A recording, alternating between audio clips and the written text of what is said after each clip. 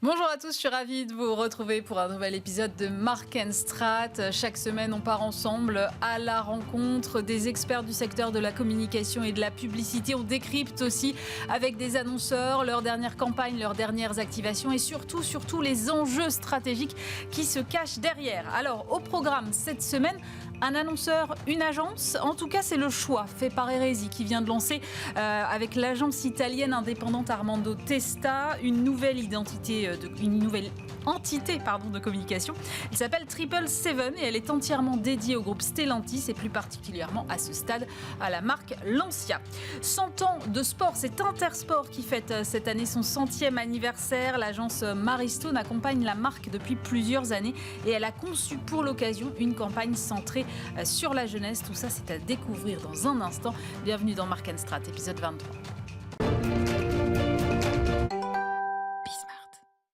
Et pour commencer cette émission, j'ai le plaisir de recevoir Andrea Stilacci. Bonjour. Bonjour. Vous êtes le président et fondateur de l'agence Eresi et vous venez de lancer avec l'agence italienne indépendante Armando Testa une nouvelle agence de communication.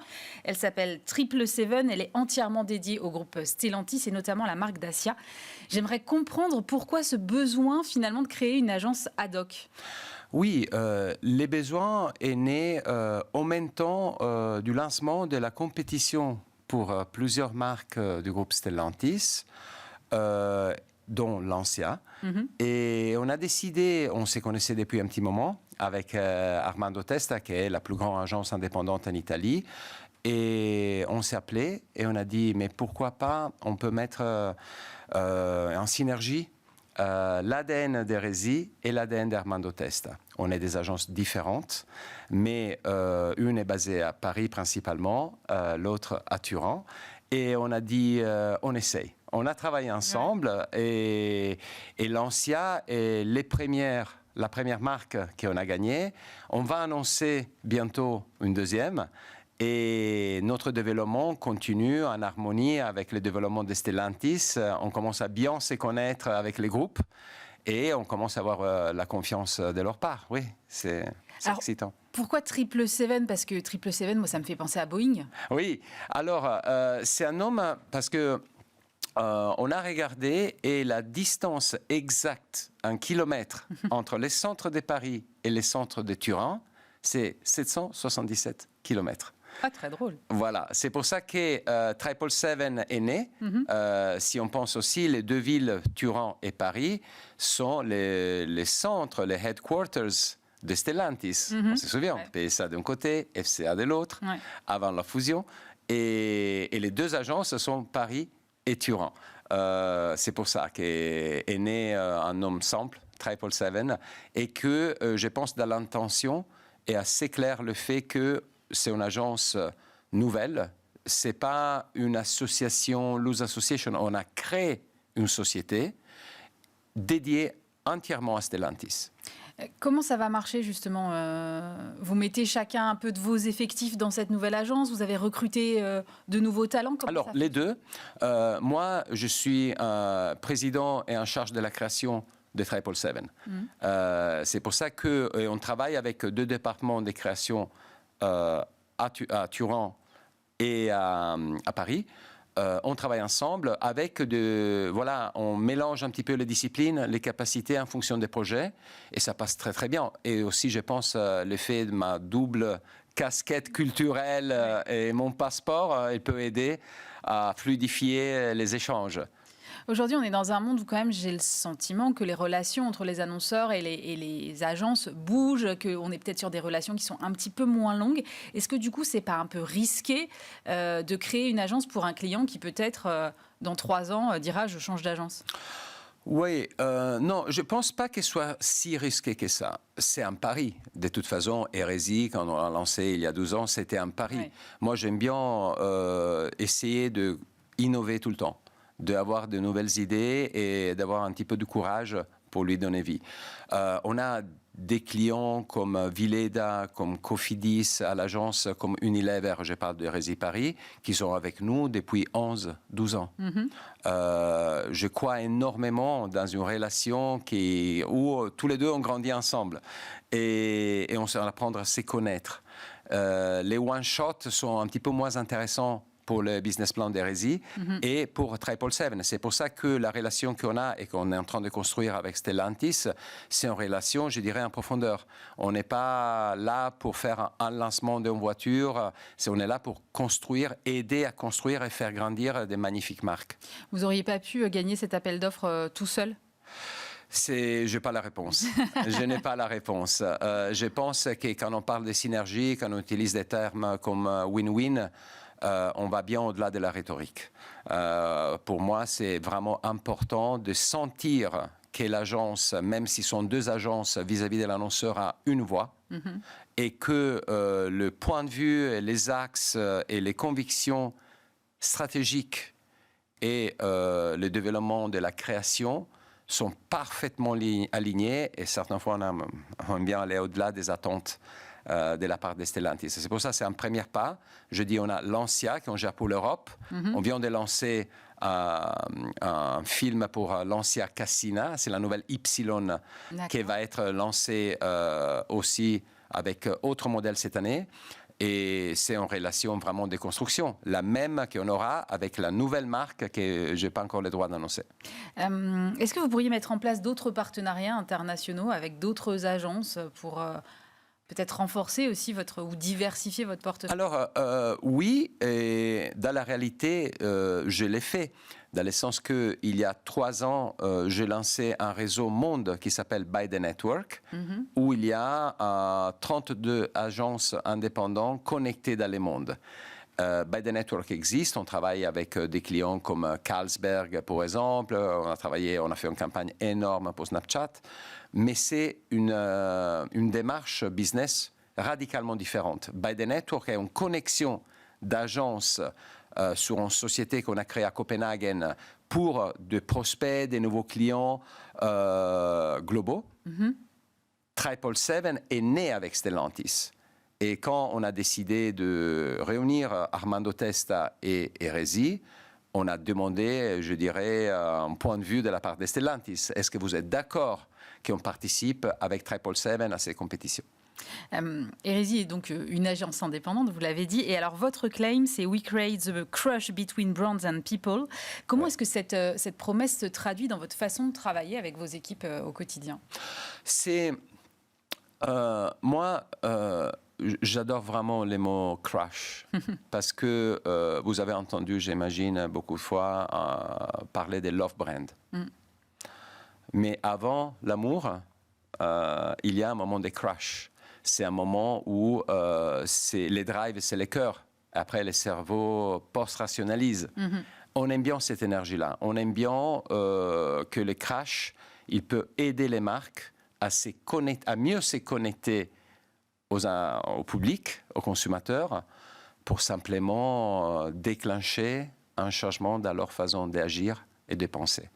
Et quoi de mieux d'un crash émotionnel? Et c'est pour ça, Hérésie, au-delà de l'above the line, des campagnes, on a aussi un know-how très fort dans les activations, j'appelle ça les feux d'artifice, dans l'univers du social. Et ça réveille des émotions, au-delà du GRP classique. Et on y croit beaucoup à ça. Et les crashs, ça ne change pas la façon de travailler à l'interne. Ça ne change pas du tout. On travaille plus ou moins comme les autres agences. Je pense que la chose qui change, et quand on a les résultats finaux, sont les questions qu'on se pose. Est-ce que ça va dans cette direction? Est-ce que la chose qu'on a créée peut générer du crash? C'est la question à la fin du procès. Les procès dans les agences, chacune a ses recettes, mais elles se rassemblent un petit peu. Quelle serait la campagne qui symboliserait le mieux ce crush? Je dirais, plutôt qu'une campagne, je dirais les travaux qu'on a fait et les résultats qu'on a eus avec Prime Video. Oui. C'est un client qu'on a suivi pendant 4 ans et demi et on a pu constater la puissance du crash avec les résultats qu'on a eus de beaucoup d'activations qu'ils ont plu au public et ils ont plu aussi aux jurys des prix dans le monde entier. Justement, vous êtes l'agence indépendante la plus primée d'Europe. Ouais. Qu'est-ce qui vous distingue d'un point de vue créatif ? On est l'agence indépendante sûrement plus primée en France et on est dans les top 10, en 2023, on était dans les top 10 monde. Et du point de vue créatif, je dirais sûrement l'innovation, sûrement la capacité de faire des ponts avec les gens, de donner vie à découvrir des insights très forts et mettre les ailes sur cet insight de façon complètement inattendue. Beaucoup de choses qu'on fait et qu'on a fait avec Prime Video, par exemple, et autres annonceurs, je dirais, sont des prototypes. Et des choses qu'on se pose aussi la question, est-ce que quelqu'un a fait ça avant ? Est-ce que c'est le premier acte de communication avec ces genres d'architecture ? Et je pense à l'innovation, au-delà, bien entendu, de la capacité créative et la capacité d'exécution. Ça veut dire que vous aimez les prises de risques, si Toujours. Ce sont des premières à chaque fois. Toujours. Moi, personnellement, toute ma vie professionnelle a été liée à une prise de risques. Je dirais toujours 80% de comfort zone, de connus, 20% de complètement inconnus. C'est pour ça que vous avez appelé votre agence Hérésie ? Un petit peu. On a appelé l'agence Hérésie parce que à cette époque-là, il y a 12 ans et encore aujourd'hui, on sentait les besoins d'une agence qui raconte des histoires des marques et qui vive les métiers comme une vraie alternative. À l'époque, je parlais de dogme, de l'orthodoxie de certains réseaux et ça me fait plaisir parce que j'ai échangé avec un ami, Arthur Sadoun, qui, quand on a ouvert... qui est président de Publicis, et c'était un des premiers qui est passé à l'agence quand on avait ouvert, et on a échangé avec lui, et on était à côté de Publicis, et on a parlé beaucoup du métier, et je pense qu'une agence indépendante, il n'y a pas énormément en France, comme Hérésie, qui est là depuis 12 ans, pour moi, chaque année doit être différent. Chaque année, on doit raconter une histoire différente, on doit changer parce que simplement, les gens changent, la technologie change, notre façon de vivre le quotidien change. Et aujourd'hui, la technologie rentre dans les émotions des gens en profondeur et on ne vit pas de la même manière. Alors, on ne peut pas faire une agence de la même manière comme on l'a fait, nous, en 2010 ou en 2025, en 2015. Sur la technologie, justement, quel est... Selon vous, l'apport ou le risque que vous identifiez aujourd'hui, au moment où tout le monde parle d'IA générative ? Oui, il n'y a pas... Je pense que il n'y a pas de risque. J'entends beaucoup parler des risques. Moi, il faut, quand quelque chose, on ne peut pas l'arrêter, il faut trouver la meilleure façon pour dialoguer avec l'innovation, pour être tous les deux de même côté. Et je pense que l'AI, on ne doit pas l'utiliser de façon cosmétique. Si on voit les investissements que WPP et Publicis, ils sont en train de faire dans l'AI, sont des investissements qui vont au-delà simplement du business. Moi, je trouve que c'est extraordinaire donner vie à une démarche culturelle vis-à-vis de notre façon de vivre le métier et de créer les idées. C'est pour ça que nous, on utilise bien entendu l'AI, mais pas du tout de la même façon qu'on va faire dans 6 mois. Pas du tout. Et là, il faut dire aussi que chez 777, travailler avec une agence de 300 personnes comme Armando Testa, qui a des moyens d'investissement sur les nouvelles technologies, sur l'utilisation des data, c'est un plaisir pour moi de découvrir autre outil qu'on n'avait pas et de rendre les deux agences plus fortes. Merci beaucoup Andrea Silacci. Je rappelle que vous êtes le président et fondateur de l'agence Hérésie. Et dans En Agence cette semaine, une agence et un annonceur, puisque j'ai le plaisir de recevoir Marie-Pierre Benita, fondatrice de l'agence boutique Maristone. Bonjour Marie-Pierre. Bonjour Aurélie. Et à vos côtés, Guillaume Payen, bonjour. Bonjour. Vous êtes directeur de la communication et du marketing d'Intersport France, Intersport qui fête cette année son 100e anniversaire. Alors on va y revenir, mais d'abord, Marie-Pierre, votre agence accompagne Intersport depuis plusieurs années déjà. Qu'est-ce qui, selon vous, caractérise le plus cette marque ? Beaucoup de choses. Il y a pas mal de singularités, mais je crois que Et en tout cas, ce qui joue d'ailleurs aussi dans la relation avec une agence, c'est le côté très, très collégial, en fait. C'est une marque qui a le sens du collectif, qui prend des décisions qui sont très concertées, mais dans des circuits courts. C'est surtout une marque qui a un ADN très sportif, plus encore que commerçant. Et c'est une marque qui est très engagée pour le sport. Et pas seulement l'entreprise, mais chacun des collaborateurs individuellement, et en particulier les adhérents, les 300 adhérents qui forment en fait... qui font la décision collégiale d'Intersport, sont des gens qui, chacun à titre personnel, fait des choses localement pour le sport. Et ça donne une culture assez particulière qui d'ailleurs se retranscrit pas mal dans le territoire de Com, parce que c'est une marque qui est fondamentalement et véritablement habitée par le sport et engagée pour le sport. Et Guillaume, justement, vous allez fêter donc cette année votre 100e anniversaire. Comment est-ce que vous avez travaillé sur la prise de parole ?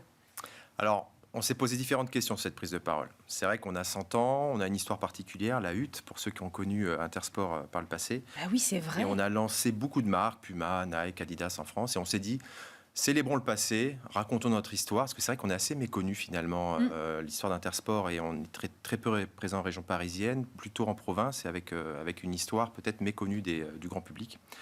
Et on se dit, soit on célébrait ce passé, soit on se projetait un peu plus vers le futur et de montrer qu'on était une marque qui se projetait vers le futur, une marque en pleine dynamique. Et c'est vrai que quand on a discuté notamment avec Maristone, avec nos adhérents, on est plutôt parti sur l'angle d'après, qui était de se projeter sur les 100 ans d'après, de démontrer qui on était à travers notre engagement pour le sport. Du coup, on a trouvé ce claim, en tout cas, ce qui nous caractérise un peu plus, ce qu'on voulait raconter, qui est entrons ensemble dans ce nouveau siècle du sport, montrer qu'on était une marque moderne, innovante, et d'avoir un engagement nouveau. Alors, on est très engagé par le sport, Marie-Pierre l'a dit, on est partenaire de plus de 20 000 clubs en France, des 3 plus grandes fédérations françaises de sport. Et on a un vrai sujet. On a rencontré la ministre des Sports il n'y a pas si longtemps que ça pour le sujet GoSport, parce qu'on a repris GoSport, qui nous a parlé effectivement du sujet de la sédentarité auprès des jeunes, un gros décrochage du sport au collège. Et à travers ce combat-là, on s'est dit là, on a un truc à jouer, et on est parti sur cet engagement-là, quand on parlait d'entrer ensemble dans le nouveau siècle du sport, de toucher plus particulièrement cette jeunesse et de répondre à une problématique autour de cette jeunesse qui est la sédentarité, du coup d'avoir un combat très fort auprès des jeunes. Et c'est pour ça qu'on va avoir beaucoup de preuves cette année, très concrètes pour ce combat autour de nos 100 ans. On va offrir 14 000 vélos au collège français. Là, on en a déjà offert à 10 collèges, à la rentrée à plus de 600 collèges. Et on va avoir accompagnement auprès de start-up qui promeuvent le sport auprès des collèges. Enfin voilà, énormément d'initiatives en tout cas qui vont ponctuer cette année 2024. Marie-Pierre, ça vous a surpris cette volonté de se projeter plutôt vers la jeunesse? Quand on pense 100 ans, on se dit c'est l'occasion d'asseoir son expertise, de montrer une certaine seniorité dans le paysage. Là, finalement, c'est presque un contre-pied. Oui, mais en fait, c'est vraiment un sujet qu'on a travaillé ensemble. C'est depuis le début, on savait qu'on n'avait pas envie de regarder dans le rétro, que c'était important de profiter de ces 100 ans pour dire quelque chose qui intéresse les gens et pas simplement auto-centré sur la marque. Alors, c'est intéressant de raconter ce que la marque a fait. C'est intéressant pour l'interne, c'est une source de fierté. Mais vis-à-vis des clients et des futurs clients, c'était important d'arriver à prendre date pour s'engager vers l'avenir. Donc ça, c'était une décision concertée. Et puis on savait aussi depuis un moment que 2024 allait être une année charnière, puisque c'était non seulement les 100 ans, mais aussi l'année des JO, que c'était une année vraiment de ferveur sportive. Et on se disait que c'était certainement un des climax aussi de la plateforme de marque, c'est-à-dire l'occasion vraiment de réaffirmer notre rôle de promoteur du sport. Parce que c'est ça la particularité d'Intersport, et c'est ça qui a aussi façonné leur choix en communication, c'est de raconter, d'exprimer à quel point le rôle de la marque, c'est d'encourager au quotidien le goût et la pratique du sport pour une finalité qui est quand même de mieux vivre ensemble. Parce que le sport... ça fait plein de choses positives pour la santé, pour le moral, etc. Mais c'est vrai que ça a une particularité qui est un peu supérieure à ce que d'autres disciplines ont. C'est que les émotions du sport, elles génèrent un ciment formidable. Elles créent du lien. Donc, elles sont contributeurs au mieux vivre ensemble. Donc ça, ce rôle-là, on voulait absolument le réaffirmer. Et ça revient à ce que vous disiez tout à l'heure. Finalement, la campagne n'est pas du tout commerciale, en fait. Elle est très plateforme de marque, effectivement. Ouais, elle est vraiment sur l'utilité sociétale de la marque. Bien sûr que ça... créer une affinité, je l'espère, avec la marque, mais elle est vraiment sur cette vérité-là et sur les engagements. De plus en plus, on va vers des discours qui sont fondés sur des actes. On fait ce qu'on dit, on dit ce qu'on fait. Guillaume, Intersport n'a pas toujours été très friand de prise de parole. Je crois qu'il y a eu une longue période entre 2011 et 2018 où c'était zéro. Qu'est-ce qui enclenche aujourd'hui une décision de prise de parole de la part de la marque ? Historiquement, Intersport a toujours été très promotionnel. Ce qui est une réalité, c'est que notre premier engagement avant tout, c'est de rendre accessibles les grandes marques de sport au plus grand nombre. Ça, c'est notre combat depuis toujours. Effectivement, beaucoup d'investissements marketing sur la partie CRM. On a 12 millions et demi de porteurs de cartes aujourd'hui. Beaucoup d'investissements sur la promotion à travers les outils promotionnels qu'on connaît. Et c'est vrai qu'on avait un peu laissé la plateforme de marque. Ça demande des moyens aussi financiers. L'entreprise a beaucoup grossi. Alors, notre président est arrivé en 2010, nouveau président Jackie Riouet, qui va d'ailleurs bientôt quitter, passer la main. Ouais. Et effectivement, son but premier, c'était de devenir l'enseigne de sport préférée des Français. Alors quand on se dit ça, il a eu un choix très fort au début. Il s'est dit, je veux tout de suite avoir quelque chose sur la marque pour émerger. On est parti sur le sponsoring et les partenariats. À l'époque, on a investi sur l'Olympique de Marseille. On a été très longtemps partenaire de l'Olympique de Marseille. C'était un choix audacieux, mais on a pris le sport préféré des Français, le football, le club préféré des Français, alors à l'époque, avant le PSG, qui était l'OM. D'accord. Voilà. Et c'était un pari. On a gagné 10 points en notoriété grâce à ce partenariat-là. On n'était même pas présent, on n'avait pas de magasin à Marseille d'ailleurs à l'époque, mais c'est vrai que ça nous a permis d'accéder à une forte notoriété à ce moment-là sur le sport notamment et sur le football et au travers des Français. Et après, c'est vrai qu'une marque doit être enrichie elle a une histoire extraordinaire, cette marque. Elle est partenaire d'énormément de clubs. Ils sont très investis localement, proximité, le Made in France. On avait tellement de choses à raconter qu'il fallait qu'on recentre autour d'une plateforme de marque réelle qui raconte réellement qui sont nos adhérents. Un partenaire avec l'Olympique de Marseille ne racontait pas qui étaient les adhérents. Donc, on a fait ce choix, effectivement, de recréer cette plateforme de marque, de raconter réellement qui on était et de revenir en télé et à travers aussi une plateforme d'engagement extrêmement forte où on prend la parole en 360 dans nos magasins, sur nos réseaux sociaux, tous les jours, sur nos actions locales et qu'on mène au quotidien. Marie-Pierre, quand on fait des campagnes comme ça, c'est à la fois, j'ai le sentiment, c'est à la fois pour le public et à la fois aussi pour l'interne, parce que ça peut forcément être un véhicule de culture très forte. Bien sûr, bien sûr. À chaque fois, chaque acte de communication, on se dit, est-ce que l'interne peut être dépositaire de ça ? Est-ce que c'est source de fierté ? Est-ce que c'est source de mobilisation ? Et je pense qu'effectivement, depuis 2018, démarrage de la nouvelle campagne avec une certaine régularité en télé depuis 6 ans, on vérifie un peu aussi ce qui se dit du côté consommateur, comment c'est perçu. Mais à l'interne, oui, c'est une source de fierté parce que je pense pouvoir dire que Intersport vraiment communique comme une grande marque de sport. C'est compliqué quand on est distributeur et qu'on abrite et qu'on distribue plein de marques qui ont elles-mêmes une grande notoriété, qui ont elles-mêmes des territoires de communication. Donc il faut avoir un discours qui ne vient pas lutter avec le discours de Nike, Adidas, pour ne pas les citer, mais qui vient le chapeauter d'une certaine façon ou en tout cas... s'en sert, se nourrit peut-être de ces discours pour avoir son propre discours. Et c'est vrai que c'est pour ça qu'on est à ce niveau de discours aussi. C'est pour ça qu'on est à cette hauteur-là. C'est pour ça qu'on est sur la mission de la marque, sur son rôle de pouvoir promouvoir, de mettre plus de sport dans la vie des gens, pour créer plus de liens. On le fait aussi pour pouvoir ne pas lutter avec le discours des marques et pour créer de la fierté interne. Et parce que je crois qu'aujourd'hui... tout le monde est fier de sentir qu'on raconte ce que Intersport fait d'utile pour la société dans son domaine d'intervention, qui est le sport, bien sûr. C'est aussi une façon d'émerger, Guillaume, dans une année où on va être un peu submergé par les communications sportives. Un petit peu. Alors, en plus, il n'y a pas que les JO, il y a l'Euro en plus. Alors, c'est une année qui va être extrêmement dense d'un point de vue actualité. C'est pour ça, d'ailleurs, qu'on a pris la parole en début d'année pour émerger dès ce début d'année-là. Et oui, c'était un... Alors, je ne sais pas si c'est un contre-pied, en tout cas, ce sont des actions qu'on mène, nous, au quotidien. L'action sur les collèges, sur la rentrée scolaire, nous, qui est le temps commercial extrêmement fort et le temps où effectivement, on est le plus présent auprès des Français. Oui, là, on souhaitait avoir une action. Alors, on ne sait pas quelle est sur ce calendrier particulièrement, mais en tout cas, les 100 ans, c'était une occasion extraordinaire de prendre la parole différemment sur cet événement-là où, effectivement, on n'est pas partenaire. Voilà, donc il fallait qu'on ait un discours un petit peu différent. Je pense qu'on l'a trouvé, pas un discours mercantile, un discours vraiment d'enseigne, on en est très fiers. Vous avez, vous le disiez tout à l'heure, repris Go Sport. Est-ce que ça change quelque chose en termes de communication aujourd'hui ? Ça va changer quelque chose, je pense, en tout cas dans l'esprit, et même de vous, des médias, parce qu'on va arriver à Paris. Ouais. Et historiquement, on a plus été visible. très absent de la région parisienne. Alors aujourd'hui, on a 40 magasins en région parisienne. On va avoir là, on a déjà des magasins en transformation d'ailleurs sur Paris.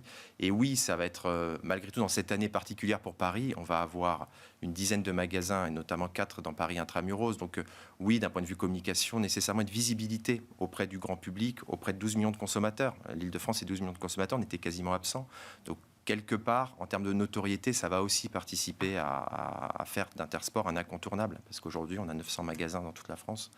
C'est 4 milliards bientôt de chiffre d'affaires. C'est une enseigne qui compte et peut-être qu'on ne le sait pas assez. Donc, en tout cas, notre arrivée sur Paris, parce que Go-Sport historiquement est très présent en région parisienne, va nous aider. Marie-Pierre, ça fait plusieurs années maintenant que vous accompagnez Intersport. C'est quoi le secret de la relation qui dure ?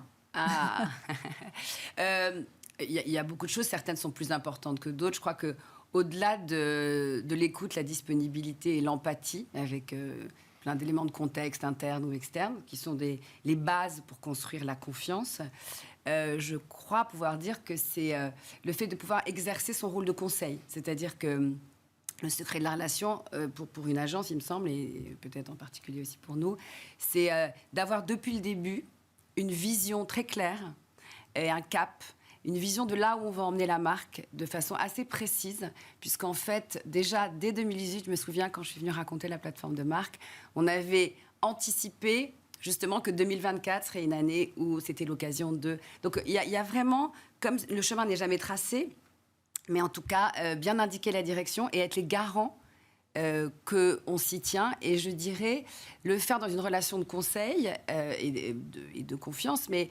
avec un... comment on pourrait dire ça, un sens de la contradiction raisonnable. C'est-à-dire que c'est une espèce de périphrase pour dire que il faut être, on peut pas être tout le temps d'accord parce que ça serait vraiment un peu pas très intéressant d'être tout le temps d'accord et en même temps être tout le temps en contradiction, c'est absolument stérile et pas productif. Je pense que voilà, on a le degré de contradiction nécessaire pour se faire avancer. Mutuellement, d'ailleurs, je dois le dire sans aucune démagogie, c'est que parfois, nous aussi, on a besoin d'un tout petit peu d'être restimulé. Mais je pense que ça, c'est la clé. Cette vision pour pouvoir être proactif et pour pouvoir, en permanence, se dire il faut rester sur ces rails-là et il faut regarder la direction loin devant. Merci beaucoup à tous les deux, Marie-Pierre Benita, fondatrice de l'agence boutique Maristone, et Guillaume Payen, directeur de la communication et du marketing Intersport France. C'est la fin de cette émission. Merci de nous avoir suivis, bien sûr. On se retrouve la semaine prochaine sur Bismart.